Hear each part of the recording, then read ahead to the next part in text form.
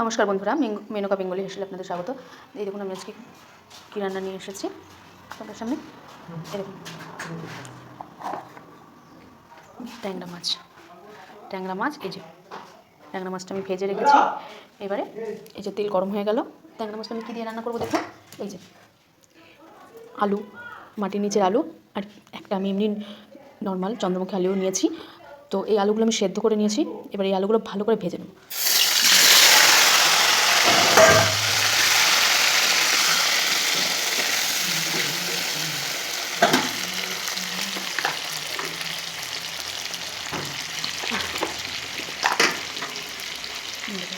ভালো করে আলুগুলো আমি ভেজে নেব। ছাকা থেকে আগে আলুগুলো ভেজে তুলে রাখবো।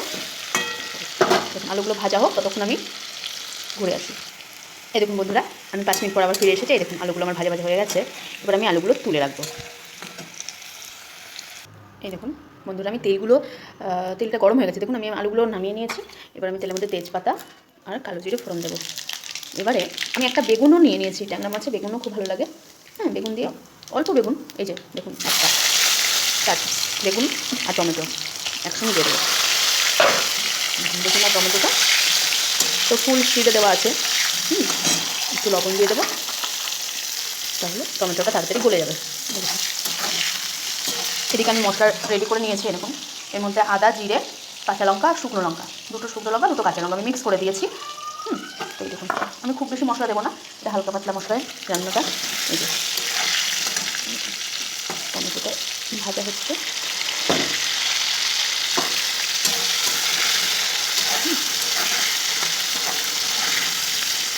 বেগুনটা আমি আগে ভেজে নিই এই কারণেই, কারণ বেগুনটা গলে যাবে, খুঁজে পাওয়া যাবে না।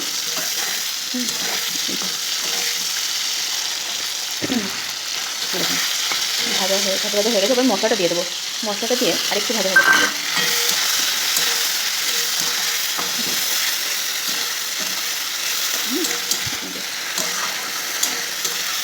গ্যাসটা কমিয়ে দিই। এবার আমি আলুগুলো ছেড়ে দেবো। আলুগুলো ছেড়ে দিয়ে ভালো করে করবো। আলুগুলো ছেড়ে দিলাম। এবার করতে থাকবো।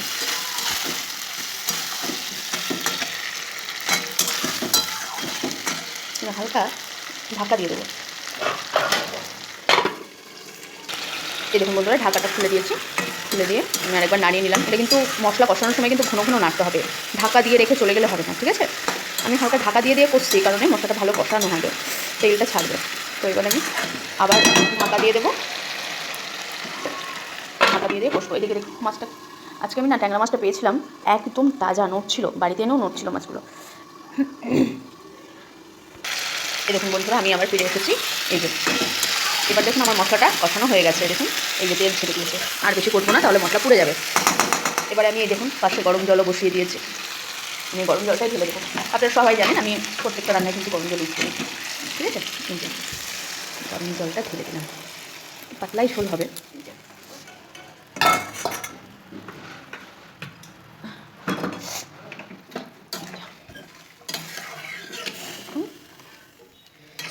এবারে আমি কি করব, এবারে আমি মাছগুলো ছেড়ে দেবো।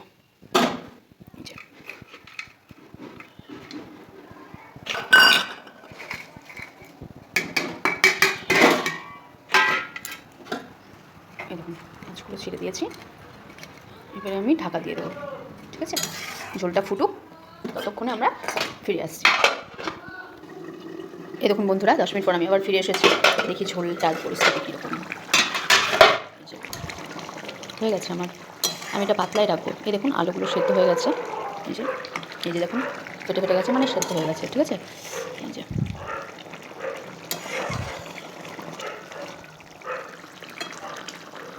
ঝোলটা খুব টেনে নেবে, পাতলা ঝুলি রাখতে হয়।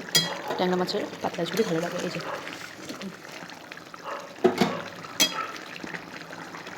ঝোলটাও সেদ্ধ হয়ে গেছে। এই দেখুন, তাহলে এবার আমি গ্যাসটা বন্ধ করে দেবো। গ্যাসটা বন্ধ করে দিয়ে আমি এটাকে আবার ফোড়ন দেবো, ঠিক আছে? আমি প্রথমে একটু কালো জিরা ফোড়ন দিয়েছি। এই দেখুন নামিয়ে নিলাম। এর মধ্যে নামিয়ে নিয়েছি। আমি এটা জিরে ফোড়ন দেবো, ঠিক আছে? তার জন্য আমাকে এই যে কড়াইটা আবার বসাতে হবে। এর মধ্যে একটু তেল দেবো। এই দেখুন বন্ধুরা, আমার তেলটা গরম হয়ে গেছে। এবার আমি শুকনো লঙ্কা দিয়ে দেবো।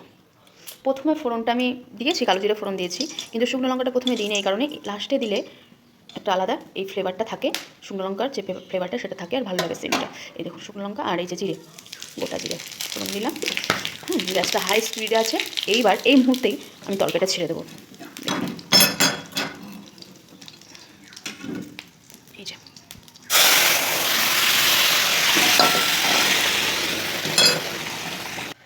এই দেখুন বন্ধুরা, আমি তরকারিটা নামিয়ে নিচ্ছি। এই দেখুন কালারটা একবার দেখুন, ফোড়নটা দেওয়ার ফলে কতটা সুন্দর হয়েছে দেখতে। আর সেন্টটাও খুব সুন্দর বেরোচ্ছে। আপনারা অবশ্যই ট্রাই করবেন। এই যে